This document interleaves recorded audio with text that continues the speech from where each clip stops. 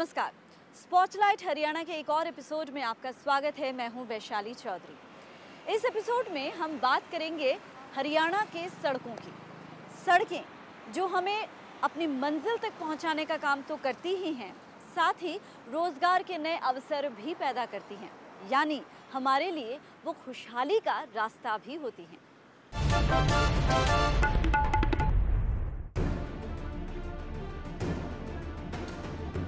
हरियाणा में सड़कें हमेशा से ही राजनीतिक मुद्दा रही हैं। सड़कों की हालत को काफी हद तक सरकारों की कारकर्दगी का पैमाना माना जाता है। सड़कों की अच्छी हालत जहां वोट दिलवाने का काम करती हैं, तो इनकी खराब हालत से परेशान मतदाता सरकारों को बाहर का रास्ता दिखलाने में भी गुरेज नहीं करते। इस समय प्रदेश की कुल सड़कों की लंबाई करीब 27,000 किलोमीटर है। इनमें राष्ट्रीय राजमार्ग, प्रादेशिक राजमार्ग और जिला और गांव स्तर की सड़कें शामिल हैं। इसके साथ साथ कुछ सड़कें प्रदेश के लिए सामरिक और व्यावसायिक महत्व की भी हैं। इनमें हाल ही में शुरू हुआ कुंडली गाजियाबाद पलवल एक्सप्रेसवे और निर्माणाधीन कुंडली मानेसर पलवल एक्सप्रेसवे शामिल हैं। सड़कें जहां एक और आवाजाही को आसान बनाती हैं, वहीं विकास की नई संभावनाओं और उम्मीदों को भी परवास देने का काम करती हैं। ऐसे में जहां नई सड़कों का निर्माण एक जरूरी प्रक्रिया है, वहीं मौजूदा रोड नेटवर्क को मजबूत बनाना, उसका रखरखाव करना और उन्हें सुरक्षित बनाना भी बेहद अहम है। मनोहर लाल सरकार में लोक निर्माण विभाग संभालने वाले मंत्री राव नरबीर सिंह का कहना है कि उनकी सरकार की पहली प्राथमिकता मौजूदा रोड नेटवर्क को बेहतर बनाना रही है। राज्य सरकार का दावा है कि पिछले 3.5 साल में करीब 14,500 किलोमीटर लंबी सड़कों की रिपेयर करवाई गई है और इन्हें पूरी तरह से गड्ढा मुक्त बना दिया गया है। वहीं दूसरी ओर केवल 200 किलोमीटर लंबी नई सड़कों का निर्माण इस सरकार के कार्यकाल के दौरान हुआ है। इसके साथ साथ सड़कों की चौड़ाई बढ़ाने की दिशा में भी काम किया गया है। कुल मिलाकर सड़कों को सरकार की तवज्जो हासिल हुई है। इसके परिणाम धरातल पर भी नजर आने लगे हैं। हालांकि अभी भी राज्य की आधी सड़कें ऐसी हैं जहां सफर हिचकोलों से भरपूर रहता है। गड्ढों भरी टूटी फूटी ये सड़कें सफर को निश्चित तौर पर बेमजा कर देती हैं। हरियाणा की सड़कों की बात हो और केजीपी और केएमपी का जिक्र न हो, ये कैसे हो सकता है। अभी कुछ ही दिन पहले प्रधानमंत्री नरेंद्र मोदी ने केजीपी यानी कुंडली गाजियाबाद पलवल मार्ग का उद्घाटन किया। वहीं केएमपी भी लगभग बनकर तैयार है। अब मुद्दा यह है कि इन दोनों मार्गों की ग्राउंड रिपोर्ट क्या है और आगे आने वाले दिनों में ये दोनों मार्ग हमारे लिए किस तरह मददगार साबित हो सकते हैं। आइए देखते हैं उस पर एक खास रिपोर्ट।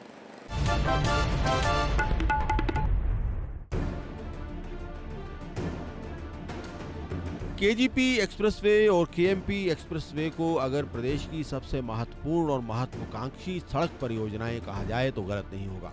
ये अत्याधुनिक सड़क मार्ग न केवल राजधानी दिल्ली को ट्रैफिक जाम की समस्या से निजात दिलवाने का काम करेंगे, साथ ही पूरे एनसीआर में विकास को नया आयाम भी प्रदान करेंगे। केजीपी हरियाणा के कुंडली को उत्तर प्रदेश के रास्ते दोबारा हरियाणा में पलवल के साथ जोड़ने वाला एक्सप्रेसवे है। इसे ईस्टर्न पेरिफेरल एक्सप्रेसवे भी कहा गया है। इस एक्सप्रेसवे का रस्मी उद्घाटन प्रधानमंत्री नरेंद्र मोदी ने हाल ही में किया था। ये अपनी तरह का देश का पहला एक्सेस कंट्रोल एक्सप्रेसवे है। 6 लेन वाले इस मार्ग की 135 किलोमीटर की दूरी केवल 70 मिनट में तय हो सका करेगी। इस एक्सप्रेसवे के निर्माण पर 12,000 करोड़ के आसपास की लागत आई है। कुल मिलाकर इस पर 4 बड़े पुल, 46 छोटे पुल, 3 फ्लाईओवर, 8 रेलवे ओवरब्रिजेज, 70 वाहन अंडरपासेज और 151 पैदल अंडरपासेज बनाए गए हैं। इस मार्ग पर ओवरलोडिंग की गुंजाइश भी नहीं होगी। ओवरलोड ट्रक इस मार्ग पर एंट्री तक भी नहीं कर पाएंगे। केजीपी और केएमपी का काम पूरा होने के बाद में औद्योगिक घरानों की नजर अब पलवल के ऊपर है। पलवल के लोगों का भी मानना है कि आने वाले समय में पलवल में बेहतर विकास होगा। व्यापार के बहुत से विकल्प यहाँ पर खुलेंगे और जिससे पलवल की तस्वीर ही बदल जाएगी। केजीपी जहां रिकॉर्ड समय में बनकर तैयार हो गया है, वहीं इससे कहीं पहले योजनाबद्ध किया गया केएमपी एक्सप्रेसवे अभी भी लटक रहा है। केएमपी यानी वेस्टर्न पेरिफेरल एक्सप्रेसवे की परिकल्पना साल 2003 में की गई थी। साल 2004 में ओम प्रकाश चौटाला के कार्यकाल के दौरान इसकी आधारशिला रखी गई थी, लेकिन 14 साल बीत जाने के बाद भी इसका निर्माण पूरा नहीं हुआ है। हालांकि मानेसर और पलवल के बीच इस एक्सप्रेसवे को शुरू कर दिया गया है। लेकिन कुंडली मानेसर स्ट्रेच के खुलने का अभी भी इंतजार है। हरियाणा के लिए केएमपी केजीपी की तुलना में काफी अहम है। केजीपी का एक बड़ा हिस्सा जहां उत्तर प्रदेश से गुजरता है, वहीं केएमपी पूरी तरह से हरियाणा से गुजर रहा है। जाहिर है कि इसका निर्माण पूरा हो जाने के बाद सोनीपत, रोहतक, फरीदाबाद और पलवल जैसे जिलों में विकास की नई संभावनाएं बनेगी। केजीपी का निर्माण पूरा होने के बाद ये बात साबित हो जाती है कि आने वाले दिनों में इस तमाम दक्षिणी हरियाणा में गुड़गांव और दिल्ली के बाद कोई महत्वपूर्ण स्थान अगर बनेगा तो वो पलवल होगा, क्योंकि थोड़े दिनों के बाद जेवर एयरपोर्ट बनने के बाद भी जो सुविधाएं और जो विस्तार आर्थिक व्यवस्था का होना है वो उसका असर भी पलवल के ऊपर आना है। और जो पलवल के लोगों ने चंडीगढ़ जाना होता था, दिल्ली के बीच में से जाम में फंसे रहना जो मजबूर होकर के पड़ता था, अब उनसे राहत मिलते हुए सीधे यहाँ से कुंडली पहुँच करके और चंडीगढ़ जाने का एक आसान रहा ये केजीपी के रास्ते से बनी। ये प्रोजेक्ट कांग्रेस के टाइम में मंजूर हुए थे और पूरा उन्होंने भारतीय जनता पार्टी की सरकार ने किया है, लेकिन राष्ट्र हित में और हरियाणा प्रदेश और पलवल के हित में केजीपी का एक बहुत अच्छा योगदान आने वाले दिनों में होने जा रहा है। हालांकि सरकार का दावा है कि केएमपी का उद्घाटन अब किसी भी दिन हो सकता है, लेकिन प्रोजेक्ट में हुई देरी का खामियाजा प्रदेश को जरूर भुगतना पड़ रहा है। एक और जहां हमने हरियाणा के विकसित सड़कें यानी एक्सप्रेसवेज का जायजा लिया, उसकी ग्राउंड रिपोर्ट जानी, वहीं अब हम चलते हैं एक दूसरे पक्ष की ओर। हरियाणा का आखिरी छोर राजस्थान और हरियाणा की सीमा से सटे डबवाली उपमंडल का हमने जायजा लिया और वहां की सड़कों का हाल जाना तो वो काफ़ी चिंताजनक है। सुदूर गांवों तक सड़कें अभी या तो बनी नहीं हैं या बनने वाली हैं या होने की कगार पर हैं, जो कि ग्रामीणों के लिए चिंता का विषय बनी हुई हैं। हमने गांव अहमदपुर दारेवाला से लेकर गोदिका तक की सड़क जो है उसका मुआयना किया और उसकी ग्राउंड रिपोर्ट जानने की कोशिश की। आइए देखते हैं इस जायजे में क्या कुछ निकला। आज हम खड़े हैं दारेवाड़ा से लेकर गोदिका जाने वाले रास्ते पर। यहाँ पर आप यह सड़क देख पा रहे हैं, यह पिछले 6 महीनों से इसकी हालात इस तरीके से है कि यहाँ से किसी भी तरह का व्हीकल निकलना दुश्वार है। हालांकि आपको बता दें कि पहले यहाँ पर गड्ढे ज़्यादा थे, रोड कम नज़र आती थी और उसके बाद सरकार ने संज्ञान ज़रूर लिया और संज्ञान लेने के बाद यहाँ पर लगभग 6 महीने पहले प्रशासनिक अधिकारी आए और इन्होंने यहाँ पर आकर यहाँ सड़क के लिए रोड़ी डलवा दी थी। लेकिन इसकी कुटाई हुई है या इसके ऊपर आगे की कार्रवाई हुई है, उसके बारे में अभी तक कोई भी अधिकारी यहाँ पर देखने नहीं आया है। हमारे साथ गांव के कुछ वासी हैं जो हमें बताएंगे कि किस कदर उनको यह दिक्कतों का सामना करना पड़ रहा है और कब से यह रास्ता खराब है। जी, इन 6 महीने हो गए खराब है और पहला बजर पा गए थी, पहला तो बहुत बुरा हाल से, फिर बाद बजर पा गए, उदों बाद फिर 6 महीने हो गए, हुण बरीक बजरी पा गए। हुण कोई रास्ता बहुत खराब है, ये बहुत ज़्यादा खराब रहा है, कोई सुनवाई नहीं की। कितने साधन निकलते हैं यहाँ से? यहाँ से बहुत साधन निकलते हैं। बारिश के दिन में जी अब समस्या तो एक जिया बरोबर साइडा में पोली जगह और नीचे गाड़ी उतारा है और करेगा तो गाड़ी फंसेगी बारिश के अंदर, तो समस्या ही बड़ी है जितना सड़क ना बना जी। पत्थर कार में चुभते हैं, कार पंचर होती है, मोटरसाइकिल पंचर होती है, स्कूल है बच्चों का, बच्चों के पैरों में पत्थर चुभते हैं। इस सड़क की ओर किसी का कोई ध्यान नहीं है।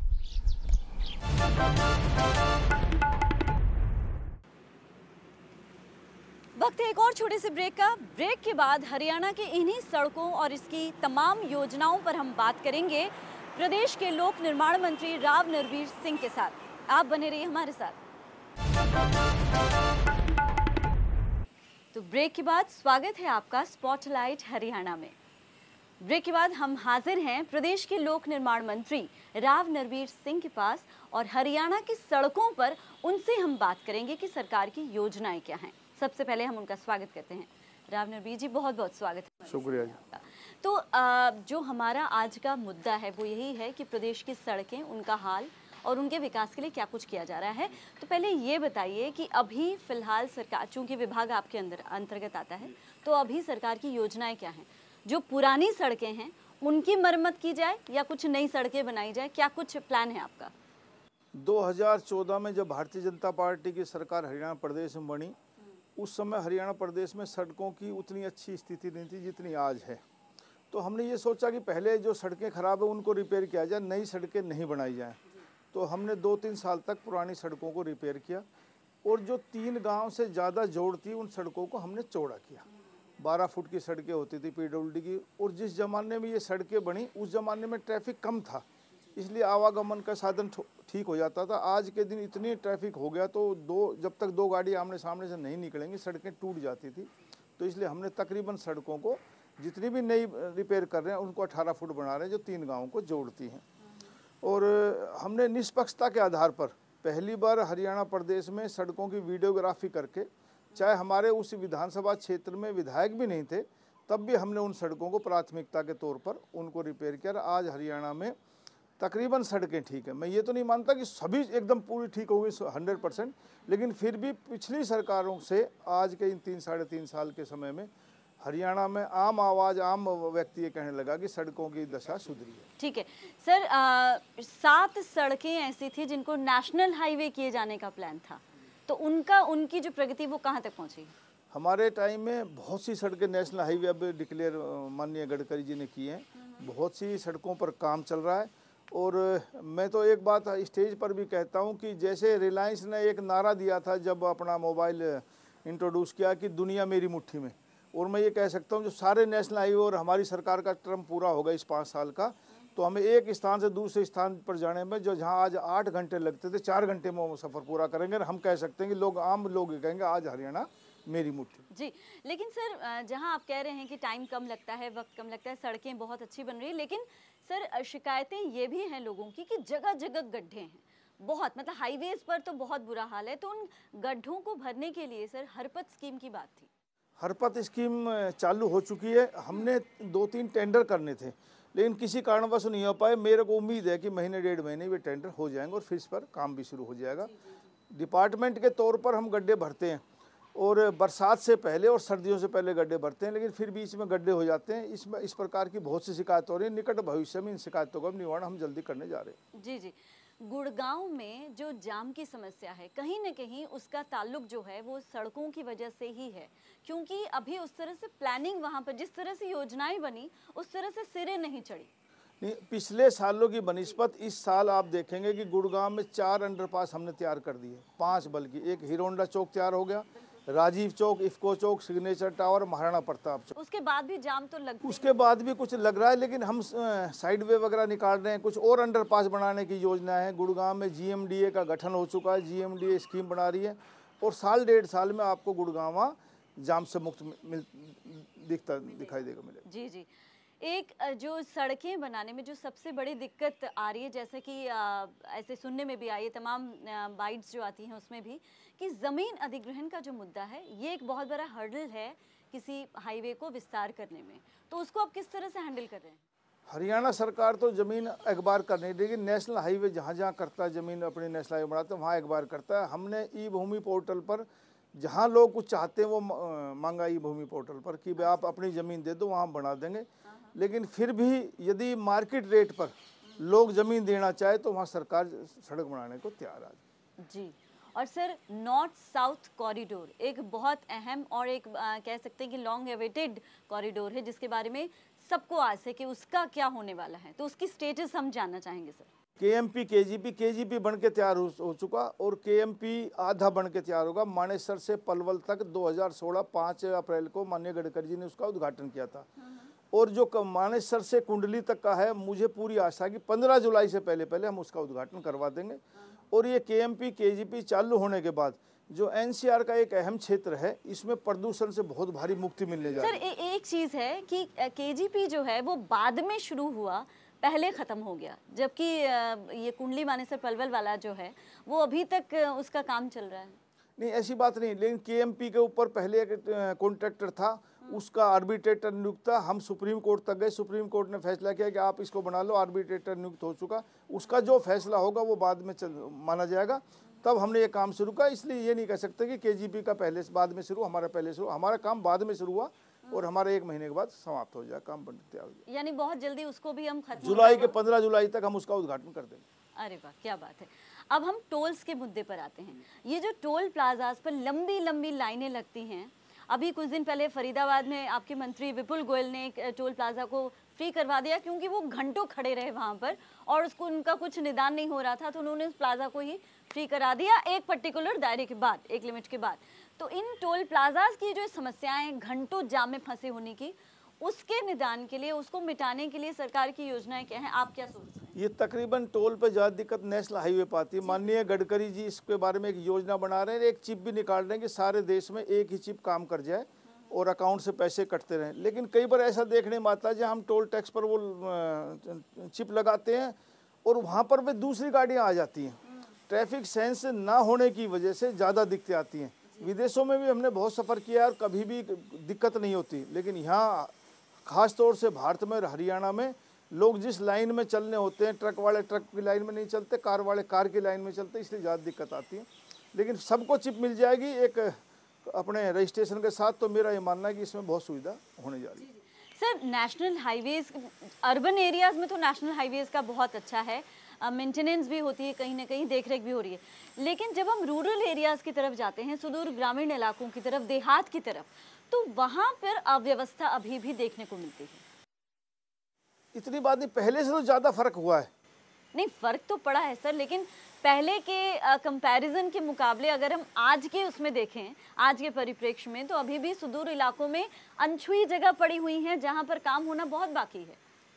उनके लिए क्या है? मतलब जहाँ पे नज़र जारी है अर्बन एरियाज़ में, वहाँ तक तो सब कुछ ठीक है, चमक दमक सब कुछ है, लेकिन जैसे हम सुदूर इलाकों में जाते हैं तो हाईवे की जो रख रखाव है उस पर फर्क पड़ा है। नहीं, हमने तकरीबन हाईवे ठीक किए हैं और जो स्टेट हाईवे, ओडीआर, एमडीआर जितने भी रोड हैं, आप आम ग्रामीण आंचल में बैकवर्ड से बैकवर्ड इलाके में चले जाओ, आखिरी अंतिम छोर तक भी आप चले जाओ, तो सड़कों की दशा में बहुत सुधार हुआ है। और हम तो लोगों से, अपने आदमियों से भी रिपोर्ट मांगते हैं कि कहीं ऐसी सड़क ज़्यादा टूटी हुई आप हमें बताइए, और डिपार्टमेंट उस पर काम करता है। और मैं गर्व के साथ कह सकता हूँ कि हरियाणा बनने के बाद जितनी अच्छी सड़कें आज के दिन, उतनी अच्छी इससे पहले कभी सड़कें थी। पारदर्शिता जो है आम जनता के साथ, आपके विभाग की पारदर्शिता बढ़ाने के लिए आपने कुछ ऐसी योजनाएं बनाई हैं, या कुछ ऐसा है कि आप पब्लिक मीटिंग्स के दौरान इन समस्याओं को तुरंत हल करने का, अगर ग्रामीण की तरफ से कोई समस्या आती है ग्रामीणों की तरफ से, तो उसको आप किस तरह से देखते हैं? नहीं, हमने हरपथ तैयार किया है। हरपथ पर आदमी जिसको भी कोई शिकायत होती है वो डाल देता है, उसका समय अनुसार समाधान हम करते हैं। तो ये एक आम आदमी उस हरपथ पर लोड कर सकता है, अपनी बात कह सकता है, और उससे बहुत फर्क पड़ा है। उस पे अमल भी होता है, अमल भी किया जाता है। हाँ। नहीं, उसमें लोग आ रहे हैं, उसमें कर रहे हैं। उसमें लोग आ भी रहे हैं, जितनी उम्मीद थी उतने नहीं आ रहे, लेकिन आहिस्ता आहिस्ता लोगों में क्रेज आएगा, लोगों को जागरूकता आएगी, तो उसमें ज़्यादा लोग आएंगे, ज़्यादा शिकायतों का निवारण भी उस प्रकार हो पाएगा। ठीक है, ठीक है, ठीक है। Sir, Delhi Mumbai industrial corridor जो है वो एक बहुत अहम प्लान है आपका, तो उसके लिए अभी आपके पास क्या, क्योंकि वो भी पेंडिंग पड़ा है, दिल्ली मुंबई रेलवे कॉरिडोर। जी जी जी, ये दादरी से शुरू होगा। हाँ, दादरी से हरियाणा से होते हुए वाया पलवल, सोना, रेवाड़ी, नारनौल होता हुए आगे बॉम्बे जाएगा। बहुत अहम प्लान है, बहुत अहम प्लान, उस पे काम चल रहा है हमारा। ये तकरीबन रेवाड़ी के पास एक खोरी जगह है, वहाँ तक रेलवे लाइन बढ़ चुकी है। खोरी से पलवल तक अब आना हरियाणा में, उस पर भी काम चालू है, जमीन एक बार हो चुकी और सर्वे चल रहा है। मेरे हिसाब से 2019 तक बन के तैयार हो जाए। ठीक है, अब हम पटौदी विधानसभा क्षेत्र की तरफ आते हैं, क्योंकि यहाँ पर 3 फ्लाईओवर, इनको, इस विधानसभा क्षेत्र को 3 फ्लाईओवर मिलने की बात थी, और 3 फ्लाईओवर पटौदी विधानसभा में बन रहे हैं, और पटौदी गुड़गांव रेवाड़ी को भी 4 लेन होने की बात थी, जो हमने पटौदी गुड़गांव और रेवाड़ी को इन प्रिंसिपल माननीय गडकरी जी ने इसकी मंजूरी दे दी है, लेकिन इसमें जमीन एक बार करनी है। मुझे उम्मीद है कि 2018 में इसकी जमीन की प्रक्रिया शुरू हो जाएगी। और जमीन अधिग्रहण, वही इसी बात पे तो मैंने पहले भी आपसे, नेशनल हाईवे जमीन एक बार करता है। हाँ जी, बिल्कुल करता है। हरियाणा सरकार नहीं कर रही, तो मुझे उम्मीद है कि 2018 में इसका नोटिफिकेशन होकर इसकी जमीन एक बार शुरू हो जाएगी। ठीक है, तो अब हम एक पूरे ओवरऑल एक पॉइंट पर आते हैं कि तमाम योजनाएं हैं, जैसे आपने कहा कि कई सारे फ्लाईओवर्स बनने, 4 लेन, ऐसे कई सारी सड़कें जो हैं आपकी योजनाओं में हैं। कब तक हरियाणा की जनता को ये सारी चीज़ें विकसित उसमें मिलेंगी और एक कंप्लीट योजना जो है वो कंप्लीशन पे दिखेगी? एक सरकार का कार्यकाल 5 साल का होता है और आम आदमी ये तुलना कर लेता, आकलन कर लेता कि पहले ही साल में सब कुछ हो जाए। जब सरकार का 5 साल का कार्यकाल है, मैं ये कह सकता हूँ कि इस 2018-19 के वर्क प्रोग्राम में तकरीबन हरियाणा की सभी सड़कें ठीक हो जाएंगी। बहुत से फ्लाईओवर बन जाएंगे। हमने हमारी सरकार आने के बाद 64 फ्लाईओवर मंजूर किए जो बन के तैयार हो गए। 36 मंजूर किए, बन के तैयार भी बन के तैयार हो गए 64 हमारी सरकार में, और 36 इन प्रोग्रेस हैं, जिसमें 24 आरओबी और 12 आरयूबी तैयार होने वाले हैं। तो बहुत से हमने जो तैयार होने वाले हैं उनकी स्टेटस थोड़ा सा बताइए, कहाँ तक? वो तकरीबन 2018 के अंत तक तैयार हो जाएंगे। तैयार हो जाएंगे। तो ऐसे बहुत से प्रोग्राम नए हम शुरू कर रहे हैं। मैंने अभी यूएस का दौरा किया। एक प्री फैब्रिकेटेड फ्लाईओवर बनाने की योजना है, जो अब हम जो टेंडर करते हैं वो तकरीबन 18-19 महीने में बन के तैयार होता है। आने वाले समय में हम एक्स्ट्रा टेंडर करने जा रहे हैं प्री फैब्रिकेटेड के हिसाब से, कि वो 6 महीने या 7 महीने में एक फ्लाईओवर बन के तैयार हो जाए। और अभी हम तकरीबन 10-12 फ्लाईओवर हरियाणा में बनाने जा रहे हैं, जो 8 महीने के अंदर तैयार हो जाएंगे। सड़कों की खस्ता हालत जो है गांवों की तरफ, उनके लिए किस तरह की इनिशिएटिव किस तरह के लिए जा रहे हैं और कितना कुछ काम हो चुका है? जितनी भी गांव की हमने सड़कें अब रिपेयर की हैं वो तकरीबन 12 से 18 फुट की हैं। और आज मैं ये कहता हूँ, गांव की कोई सड़क टूटी हुई नहीं मिलेगी आपको। किसी सड़क पे चले जाइए आप, तकरीबन आपको सड़कें ठीक मिलेंगी। आप हैं ज़रूर ठीक हुई सड़कें, लेकिन कुछ ऐसी सड़कों की शिकायतें भी ग्रामीण करते रहे हैं और अभी भी कर रहे हैं, जिन पे काम बिल्कुल नहीं हो रहा है। उनकी ये शिकायत है कि तमाम मतलब जो कंसर्न डिपार्टमेंट है, अधिकारी हैं, उनसे शिकायत की जाती है, कोई अधिकारी न देखने आता है, ना उसकी देखरेख होती है, ना उस पर कोई काम हो रहा है। तो इन पर कार्रवाई जो नहीं करते, जो ढिलाई बरत रहे हैं, ऐसे ग्रामीण क्षेत्र से जो शिकायत आती है मैं खुद उस पर गौर करता हूँ और उसका निवारण करने की पूरी कोशिश करता हूँ। ऐसी बहुत सी शिकायतों का निवारण भी हुआ है, लेकिन कई बार शिकायत भी नहीं मिलती और कोई सड़क टूटी रह जाए तो थोड़ी बहुत दिक्कतें हो जाती हैं। लेकिन ऐसा नहीं कि शिकायत आए हम उसको दूर ना कर पाए। तो आपका इस तमाम हमारे डाउट्स को क्लियर करने के लिए, और मुझे उम्मीद है कि हरियाणा की जनता ने भी सुना होगा और आपकी जो योजनाएं हैं वो जल्द ही उन तक पहुंचेगी, ऐसी हम उम्मीद करते हैं। आपका बहुत बहुत शुक्रिया राव नरवीर सिंह जी। तो ये थे लोक निर्माण मंत्री राव नरवीर सिंह जी, जिन्होंने हमें तमाम योजनाओं की जानकारी दी और जो योजनाएं अभी भी अधर में अटकी हुई हैं उनकी कंप्लीशन कब तक होनी है और कंप्लीशन के बाद उसका जो प्रारूप है वो कैसा होगा, इन तमाम बातों के बारे में उन्होंने हमें साझा की। उम्मीद है आपको हमारी ये बातचीत पसंद आई होगी। इजाज़त दीजिए।